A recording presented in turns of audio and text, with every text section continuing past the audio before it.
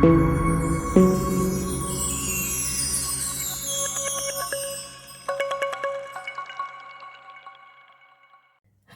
Welcome to Gauramma గుమ్మగుమ్మలు. అందరూ బాగున్నారా?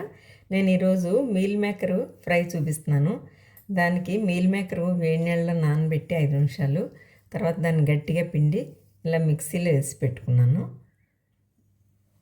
ఇప్పుడు దానికి 1 టీ స్పూను ధనియాల జీలకర్ర powder, 1/2 tea spoon garam masala, 1 tea spoon కారం, 1 టీ స్పూన్ అల్లం వెల్లుల్లి పేస్టు, ఒక గుప్పుడు జీడిపప్పు మన ఇష్టం ఎంతైనా వేసుకోవచ్చు, 2 పచ్చిమిర్చి, కొంచెం పెద్ద ఉల్లిపాయ తీసుకున్నాను, సరిపడా ఉప్పు, కొత్తిమీర, వేపుడుకు సరిపడా ఆయిల్ తీసుకున్నాను.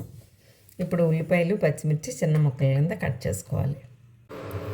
ఆయిల్ వేడెక్కింది, ముందు జీడిపప్పు వేసుకున్నాం.